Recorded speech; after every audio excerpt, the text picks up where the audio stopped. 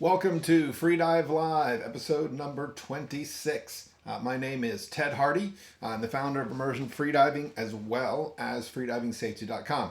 If you have not visited freedivingsafety.com, you definitely should. It provides a free online course that goes over the risks of the sport, goes over the truth about blackout. You're going to learn about the fatality numbers. You're going to learn how to tell if you are overweighted or not. Unfortunately, many freediver and spearfishermen are overweighted, so that if they were to black out, they go down to the bottom of the ocean, which obviously doesn't seem like a good strategy to me. You're going to learn what is a loss of motor control, what is a blackout, what do they look like, and if my buddy has one, how do I fix it, right? And it's all for free, right? That's not enough reason for you to visit freedivingsafety.com. I have a quiz, and if you pass the quiz, you're going to get an email from 9 of the sponsors of freedivingsafety.com.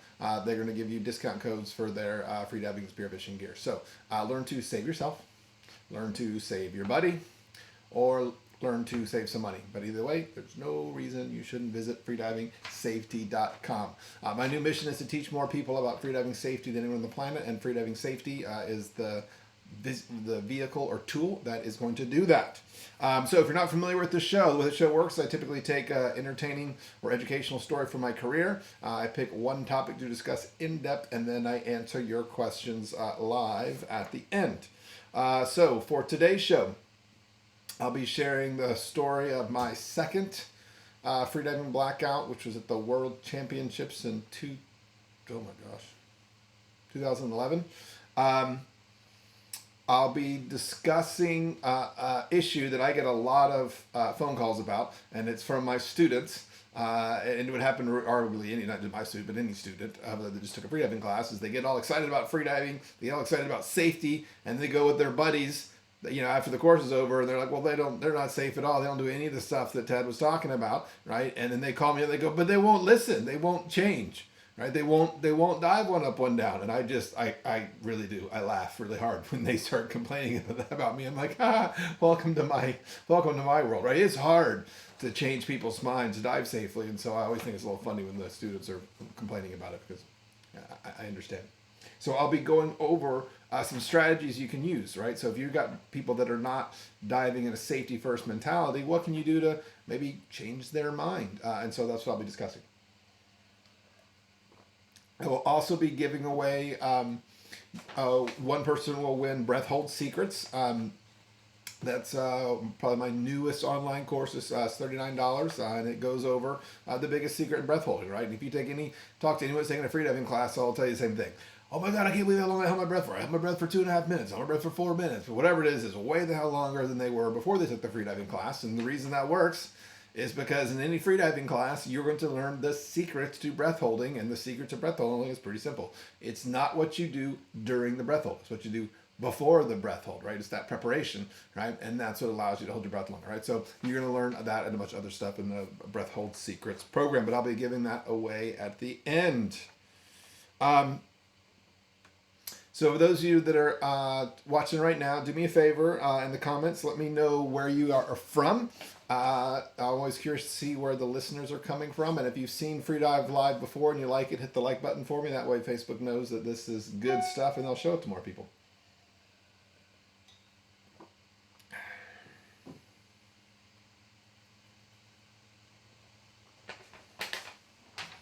All right, so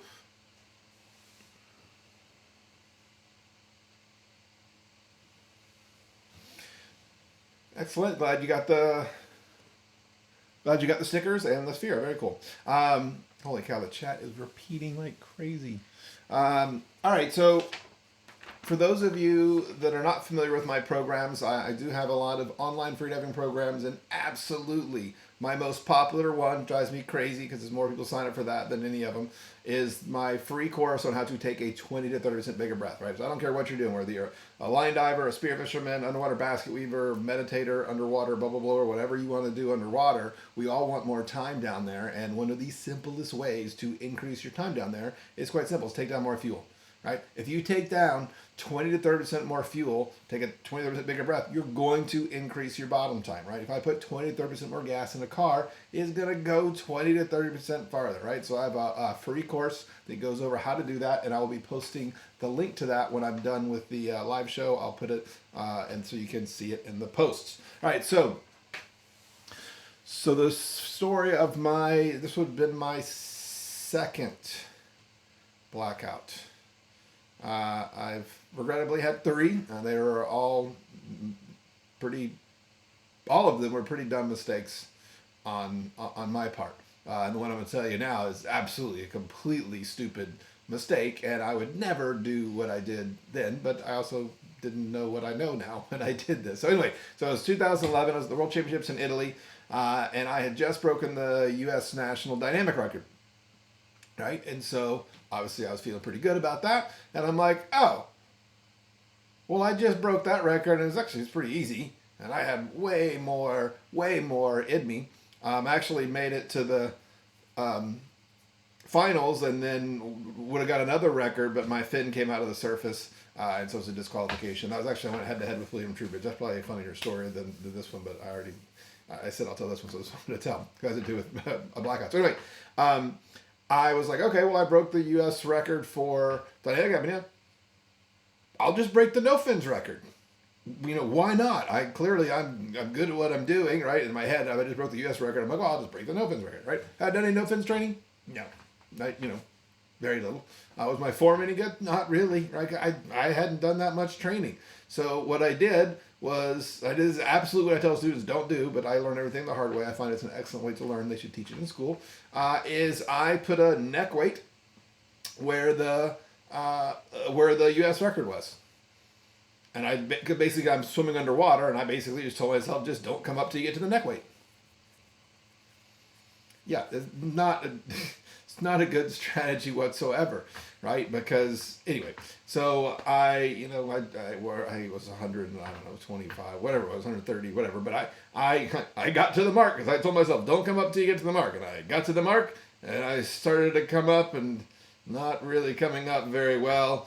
So the safeties grabbed me.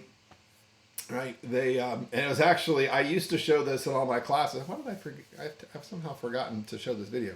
But they get me up to the surface, right? And they are doing my biggest pet peeve in a rescue, right? So if you've taken my class, one of the things you would remember me talking about is it's very instinctual when someone starts to have a lost motor or blackout that we want to pick their head up out of the water, right? So that their face doesn't go in the water. So we have a tendency to go like this. Right? But if I'm picking someone up with their chin, I can't breathe. You can't breathe because you're choking them, right? You're making it harder for them to breathe. So anyway, the safeties, unfortunately, grab me in that manner, right? And so they're trying to get me to breathe, but I can't because they're literally pulling me up on my chin, right? And I remember Chemo was he was one of the judges, and he's an instructor, and he running in there, whack their hand off my chin because he clearly saw that they were doing it wrong, right? And so they, and then as soon as they weren't doing that, so I came around quite quickly, and then I had no idea anything was wrong. So as soon as I came around, I'm doing my recovery breaths and trying to do my surface protocol, and about halfway through I realized all these people are grabbing me, and I'm like, oh yeah, I guess I didn't make it, right? So then I'm like, oh, that sucks, I guess I blacked out. Then I look, and there's like a camera right in front of my face. Okay, that's a problem because this was being broadcast, and I told my family to watch it, right? So they had watched me do the record yesterday or the day before, whatever it was, and so I'm like, oh my God, my entire family just saw me black out. I'm like, oh God, that's not good. As soon as I jump out of the water, and then I go right up to the camera, and I'm like, I'm okay, everything's good, right? So maybe that'll make them chill out a little bit, right? Then I'm waiting for the phone calls and the Facebook messages, nothing. And then it's 2 days, and I'm like, oh my gosh, I guess they didn't see it. I'm like, sweet, right? And then I get a phone call. Yeah, so Ted, I looked up in the standings, right, and I saw that you did it, right? and then it said you had, but it was really weird. It said you had a 0, and then it said BO. So what does that mean?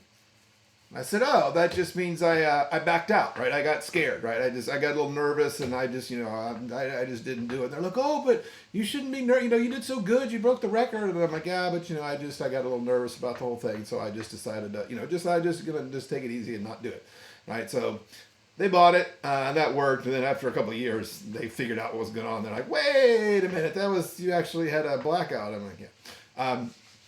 So that was the second blackout that I had at the World Championships. The other thing I remember is after I walked out, is I went across the street and bought a bunch of espressos, and I had a picture with me giving espressos to all the safeties, right? Because every time someone blacks out, they get stormed off all pissed off, and they don't often thank the safety. So I came back with a plate full of espressos for everyone for saving me.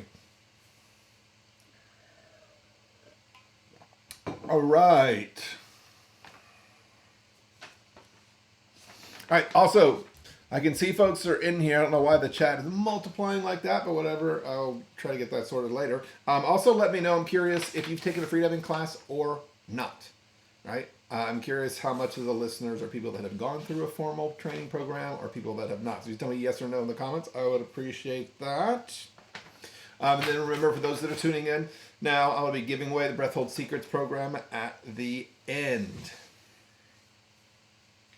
All right, so here's the issue I get a lot. I get a lot of students that complain to me, Ted, I took your class, but this could be happen to not my class, any class, right? You take a freediving class, and hopefully you get excited about diving safe and having a safety first mentality, and then they go out with the normal people they dive with, and they don't do any of that stuff. Right? They're not diving in teams. They're not watching each other. They're overweighted. And so this poor guy is like, well, wait a minute. Like, this doesn't work, right? So a dirty little secret about a freediving class is people say, oh, you got to take a freediving class. It'll make you safe. No, it won't. It really won't make you safe, right? Taking a freediving class, if you follow the procedures that you learn in your freediving class, it makes your buddy safe, right? Because if you're taking a freediving class and you're following the rules and they have a blackout, they're going to be fine because you're right there and you know what to do. You're watching them and you know how to fix it. And it's very easy to fix, assuming that you're there and you know what to do, right? But you taking a freediving class does not make you safe. What makes you safe is having a buddy who's doing what they're supposed to be doing and knows what to do. That's what makes you safe. Taking a class doesn't make you safe. Which is why it's awesome to take the class in teams, right? So you get two people, and then when you leave the class, you guys just know what to do, and you do it. Because it's very difficult to convince people to change the way they've been diving. Certainly, if they've been diving unsafely for 20, 30 years, it's hard to change their mind, right? So I get a lot of phone calls about that, and they're frustrated. They don't know what to do, right? They don't know how to convince them. And I'll tell you, it's hard. I can convince people to dive safely, but that's because they're stuck in my classroom for 7 hours and they're not allowed to leave. And I show them videos of blackouts, multiple loss of motor control videos. I talk about the fatality. When you get done with 7 hours of sitting in my classroom, you're gonna want to be safe, right? But the problem is you're on the boat trip out and you're trying to convince these people that have 10 years of experience of not doing it safe. It's hard, right? It is hard to convince those. So hopefully I can give you guys some ideas on how to convince them that it's in their interest to dive safe. It's in your interest because you want them to take care of you. Right. So first thing is, the fatality numbers, right? In the United States, there are 50 to 75 fatalities per year. Right. Majority of those occur in the ocean while spearfishing. But we see a growing number of people that that are coming in other places. I see a lot of fatalities in the pools now. People that are doing underwater laps, are doing training for whatever it is they're doing, and we see more there, right? So the one thing is the fatality numbers are no joke, right? I mean, I get very frustrated when people tend to not want to pay attention to this stuff, and I've done presentations where I say, do you raise your hand if you know of anyone in your local community, have heard of anyone that's died from a blackout. And, not a hand, like lots of hands will come up. And I'm like, well, why are we arguing? Like, why does that not mean that I win and you're going to dive safely, but you still want to argue that I don't push myself and I know my limits? And so it can be frustrating. So the fatality numbers, most all the students that I in my programs are shocked to hear that number, right? 50 to 75 per year in the U.S. Right. I'm on the board of something called shallow-water-blackout-prevention.org, and they track a lot of the fatality. They're more of a pool organization, and they see a lot of fatalities in the pool. And unfortunately, I get emails about that. Right. I'm obviously on social media, you see it, and people send me messages. Did you hear about this kid or whatever? I mean, we were years ago. I was on I was teaching a freediving class, and we heard a fatality report come across the radio in the middle of the class as we're going out. It was a teenager a little bit north of us that died. Sperry Magazine, right? Sperry Magazine, the last page, I think it was in 2013, but they did 3 issues in a row where the last page of the magazine was a memorial to some spearfisherman that died, right? And they did that 3 issues in a row, right? And spearfishermen didn't stop killing themselves. He just stopped putting it in the magazine because it's kind of morbid. But the fatality numbers are real, and so that should hopefully get their attention.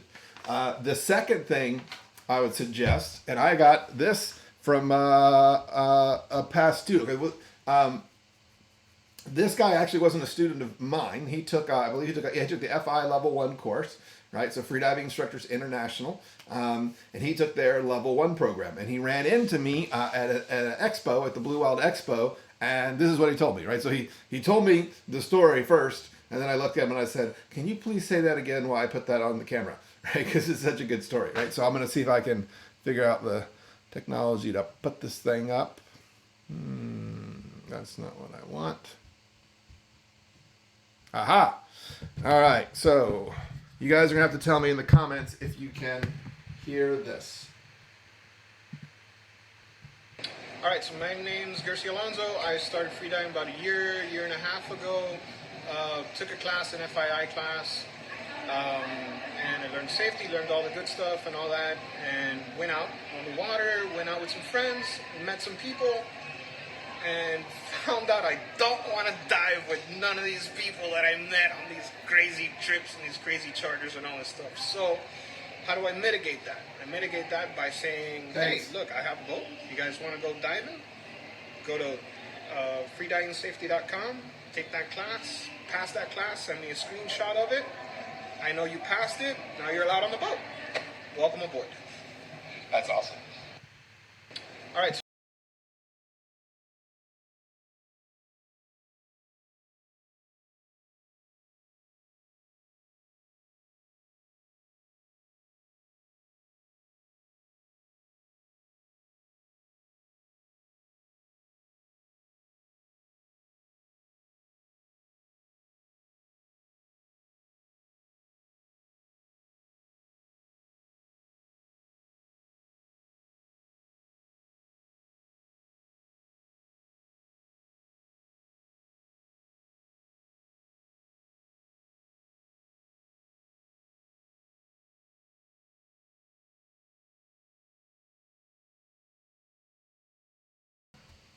Thank you. Glad I picked up on that.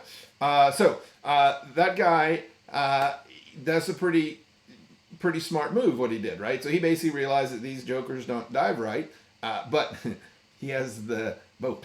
He who has the key to the boat can make a lot of the darn rules, right? And so his rule was, and I don't know if he said this in the video, but what he told me was, he goes, they have to either be certified, and if they haven't, they have to go to freedivingsafety.com, take the program, and then he requires them to take a screenshot of them getting 100% on the quiz. Like, yes, I love it, right?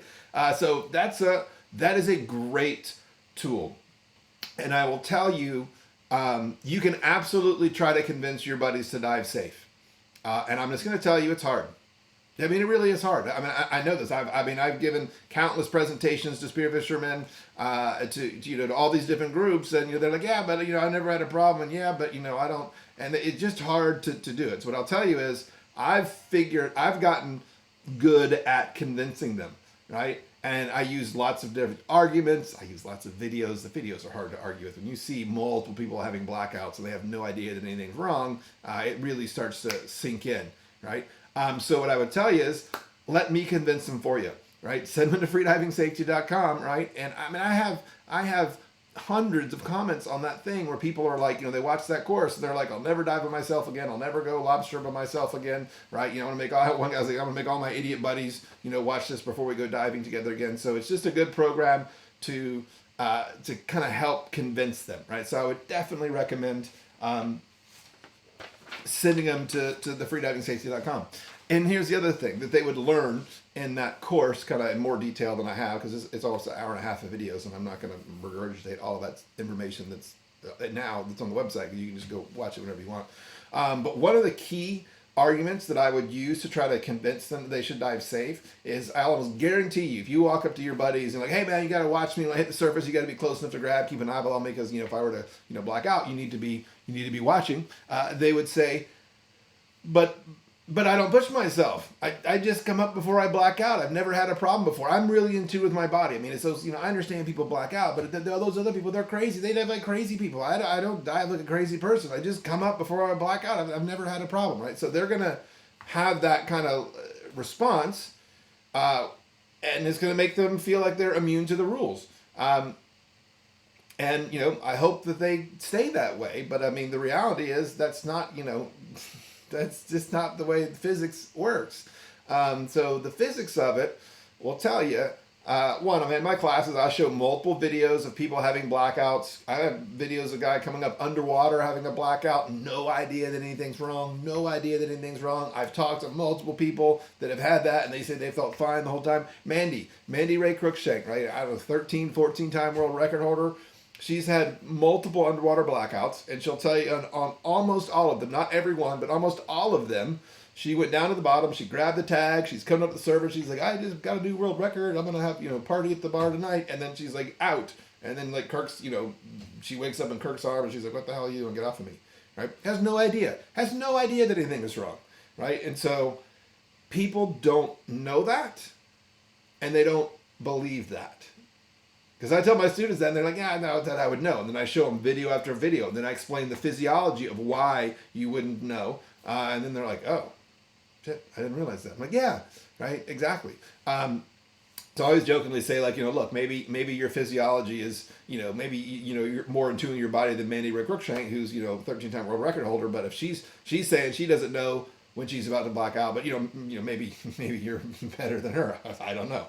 But that's one thing I would try to convince people of, is that they won't know it's coming. And if they go to freedivingsafety.com, they're going to understand and learn more about why that is.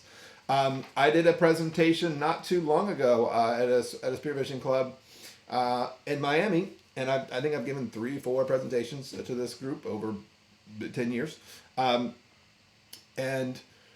they were, I was going on about the 3 main rules. And if you don't know, I mean, in essence, I keep talking about freediving safety. I should probably clarify what freediving safety is. And I can sum it up in 3 simple rules, right? You want to be diving in teams, 1 up, 1 down, right? So when one person dives, you want to be on the surface. When you come up, you want your buddy close enough to grab you, within arm's reach, right?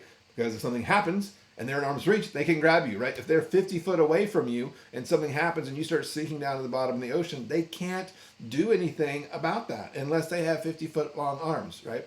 So you want to be as close as your arms are. And the average human being got 3-foot arms, so we want to be within 3 feet of them.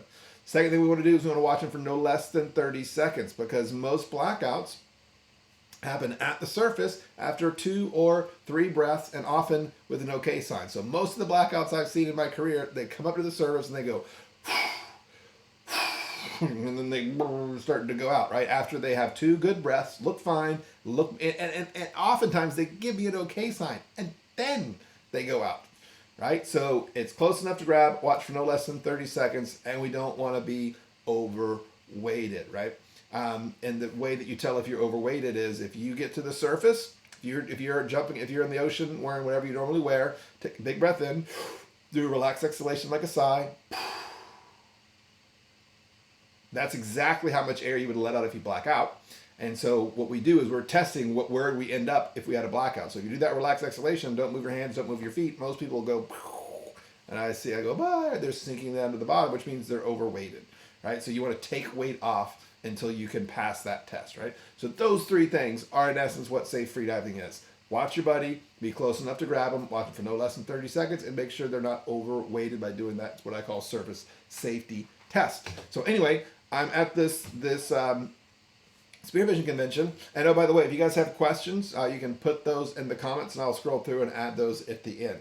But if you have questions, put those in now. And unless you have a roommate who has 10 years of experience as a freediving instructor, maybe you can just ask them. But if you don't have that, now would be a good time to get your question answered. I'm happy to answer them. So anyways, I'm at the spearfishing expo or club, and I'm talking about how you want to be doing this, that, and the other, and I'm making all my arguments, and I'm showing all my videos, and and they're like, and there's two of them. They're like, yeah, but no one does that. But no one does that. I'm like, yeah, what does that have to do with anything? I mean, that's not an argument for. I mean, yes, I understand people don't dive safely, but that is not. How does that make you diving unsafely? How does that help? I don't get it, right? And I'm like, people used to not wear seatbelts. Right? The people used to, I don't wear a seatbelt because I fly off a bridge, I'm going to get trapped underwater. Okay, whatever. But I mean, we used to do a lot of unsafe things that we don't do now, right? Because we know better, right? So just because the people that you dive with don't do it does not mean that they're safe. It just means they're being unsafe, and you have proof of that, right? So that's not a good argument, in my opinion. Okay, so if you guys have questions, put those in the comments. I'm going to take a quick peek and see if I see any in there.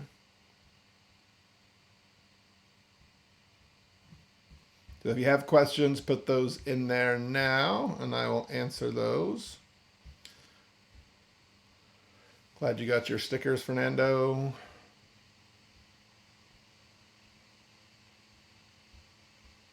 Lots of people have not taken a freediving class.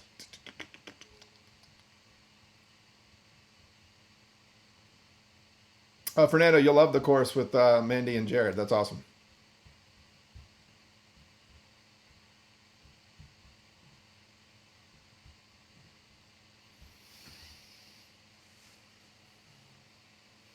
Okay, so and especially like I can't. Your name sounds familiar, Fernando. So you may have actually already had this. But for those that are, one of the questions I get here all the time is they ask like, how can I train? Right? How can I get better at freediving? So I have a program called my 28-day freediving transformation program, and basically the way I put it is this. And so I ask a freediver, right? Whether you're a spear fisherman, a competitive freediver, line freediver, recreational freediver, whatever it is you do, right? You're a photographer. Right? I ask them the following questions. Would you like to be able to dive deeper? And they always go, yes. And I say, would you like to be able to have more time at the bottom? And they always go, yes. I say, would you like to feel more comfortable, not panicked and stressed, but actually feel calm and confident underwater? And they always go, yes. Right? They never say no. They always say yes. And then I ask them, okay, what are you currently doing right now to achieve those results?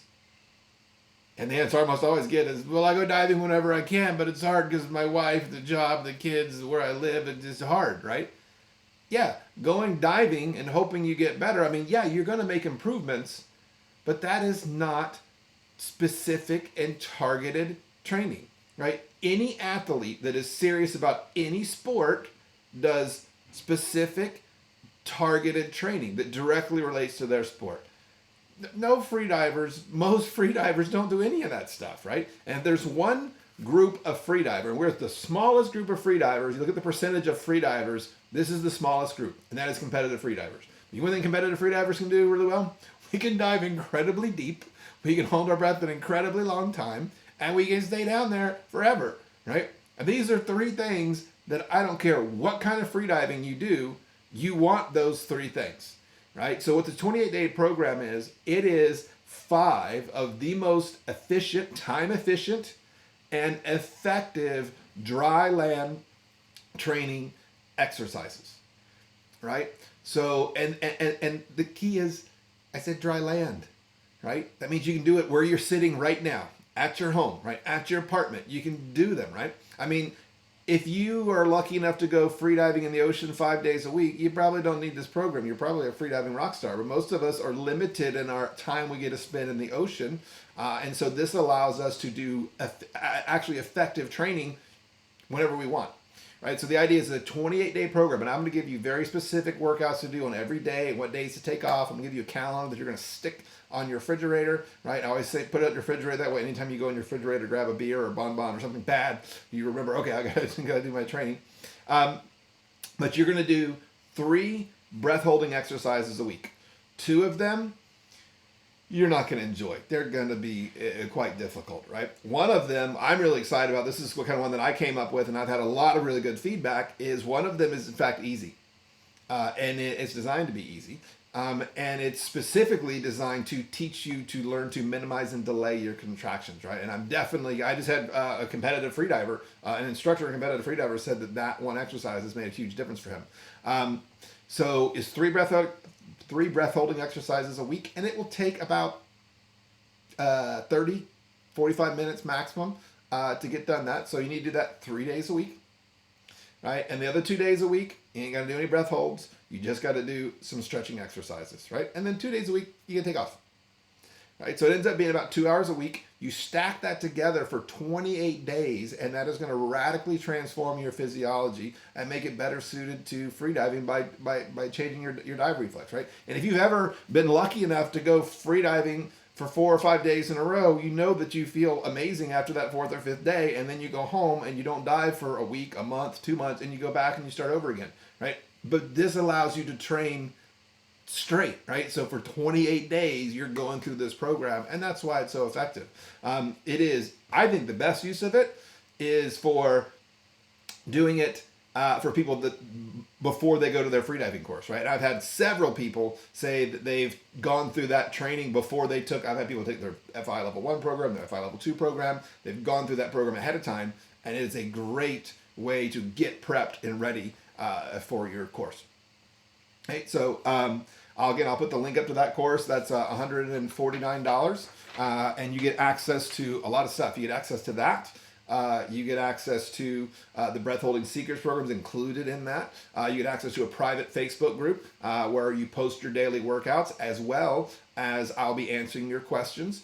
If you're a spearfisherman, you're going to get access to an interview with Jeremy Gamble, and he does an amazing job of addressing, I think, one of the biggest problems in freediving courses is that, at least here in the United States, the majority of people that take them are spearfishermen, and they get all excited about, say, freediving, but there's sometimes a gap. And well, how do I implement what I learned with you when I go out spearfishing, right? So I've got an hour interview with him where he just goes over exactly how he took what he learned in my class and how he implements it when he goes out in the boat spearfishing. So I think that's super cool.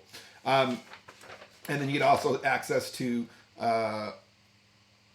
I can't remember this other one or not, but anyway, but all that stuff, it's $149. I'll put the link up to it at the end of the show. So let me see if this is a question.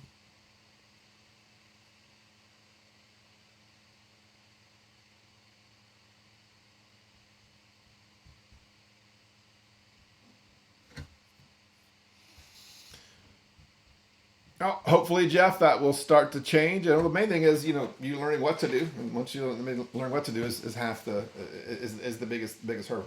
All right, so I'm going to be giving away one of the Breath Hold Secrets program, which is $39. So what you're going to do is, if you want to enter to win that program, at this point, when you're watching this, you could be watching this on my personal page, you could be watching it on YouTube, you could be watching it on Deeper Blues page. I don't know where you're watching it. So you have to do 2 things to enter the contest. Number 1, you have to put in the comments wherever you're watching this that I want to win the course.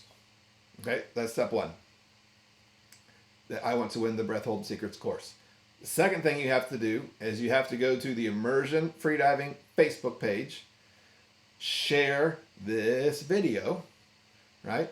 And then all I need you to do when you share it is tell your friends why they should watch Freedive Live, right? So you're going to share this video, let them know about the show Freedive Live, why they should watch it, right? And basically me and Kathy are going to go through and we're going to pick the best one, right? And we tend to like funny stuff. But the idea is, that's what it is. So number 1, just comment wherever you're watching it, Facebook, Twitter, I don't care where, and comment, I want to win. I want to win the Breath Hold Secrets program. And then you have to go to the Immersion Freediving's Facebook page, find this post, right, and then share it, and then tell basically your friends that see it why they should tune in to Freedive Live, why they should watch this show, and then Kathy and I will pick the best one, and we'll probably do that tomorrow evening and give people a chance that are watching to go through. All right, so I will be back tomorrow, 7 p.m. Eastern Standard Time. If you guys have questions for me, I'm going to start putting up a link in the post where you can put questions up in there as well. So that way I kind of get them before the program. So if you're watching this show after it's live and you're like, oh man, I didn't get a chance to put my question in, but you have a specific question, you'll be able to go look at the post, and I'll have links, and one of them will be to a specific link to where you can put your questions that you'd like answered, and that way I can load those up before the next show, and that way I can answer questions even maybe from people that aren't just watching it live. Right? So that's the deal. I'll put all those links up to all the programs that I talked about. Once I shut this thing down, and give me 5-10 minutes to do everything, and you'll see it up there. So anyway, I hope you enjoyed the show. Dive safe out there. It's not even that hard, especially considering that you can go to freedivingsafety.com and learn how to do all this stuff, how to be safe, and you learn it for free from a trusted and reliable source. All right, see you guys tomorrow.